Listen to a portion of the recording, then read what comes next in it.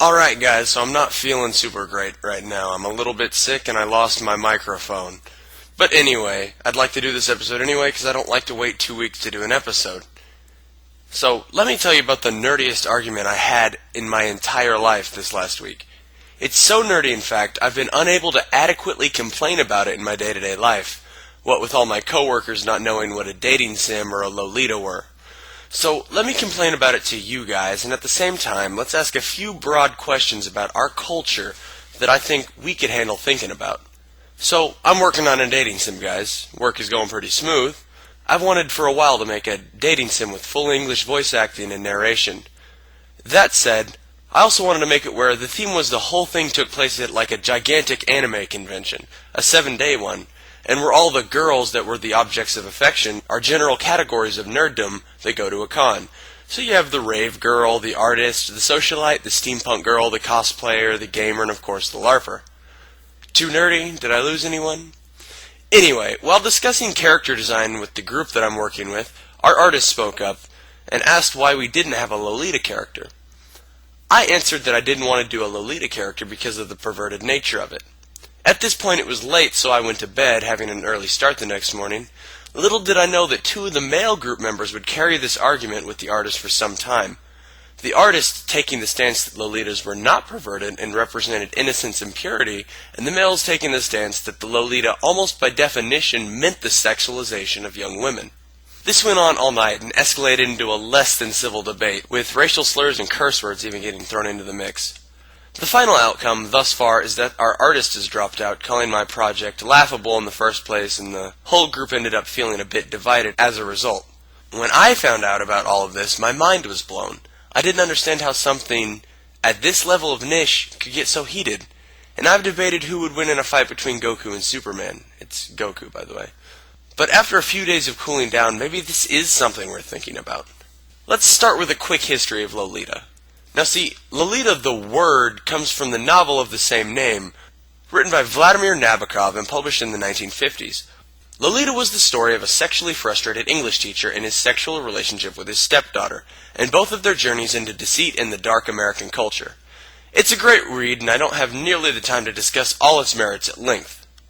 Anyway, the word Lolita, as in the fashion most popular in Japan, is another issue altogether. The fashion, to my understanding, almost picked the word Lolita by random, misunderstanding the cultural meaning and taking it to mean something along the lines of cute. The two actually have something important in common, however, the fact that they are both counterculture movements.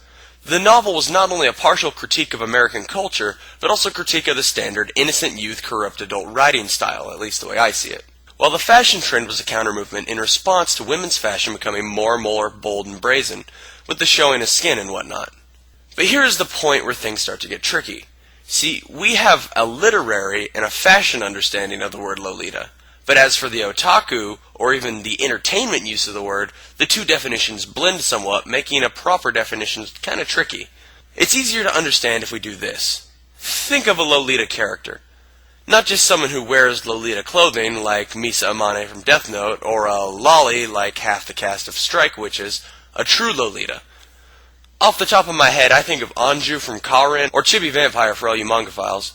But if you don't like that one, there's always Miwako from Paradise Kiss, Hazuki or Luna from Moonphase, Ai from Hellgirl, that one girl from Godchild, and the entire cast of Rosin Maiden. Anyway, Anju.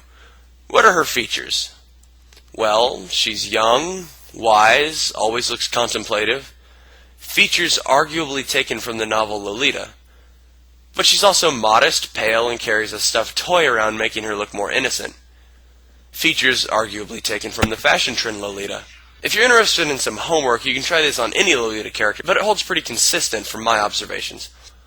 So finally, we have more or less 3 definitions of the word Lolita. We have the original use of the word, from the novel, and its cultural implications of a sexualized child, the fashion trend and its cultural understanding of doll-like or cute, and finally the otaku definition of a doll-like, modest, young, fair-skinned character.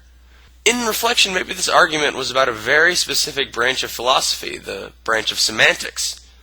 Semantics is the study of meaning, and drives a lot of philosophers insane. The general issue around it is that we have some words with different names, but the same meaning. Istanbul was Constantinople. which really makes no sense, and that we have other words with the same names but different meanings. It's hip to be square, which also makes no sense. Studying semantics can get hairy fast, and it's a great way to irritate oneself, and at its root, that seemed to be the source of my aforementioned problem.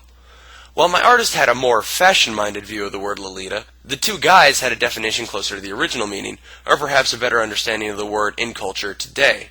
For the record, I still don't have an artist, and if you're interested and can draw, shoot me a message. Let's tie this up with the greater implications here. We, as our own subculture, have a lot of semantic problems to address. Not only do we create a ton of new words with ambiguous meanings, but we change the meanings of old words. But I'll talk about all that some other time. I have mixed feelings about this. On the one hand, it's bad to confuse anyone with unnecessary semantics, but on the flip side, some of that exclusivity is what makes our culture nice to begin with. It's something to ponder at least. So, for recommended reading, the real authority on the subject as I see it has for some time been Gottlob Frege and his book Sense and Meaning. It's all about the difference between a term's reference, or what we call it, and its sense, or what it actually means. It gets confusing fast and was something of a tough read for me, but I suffer somewhat in the philosophy of language. Nonetheless, it's important. I mean, we use it every day.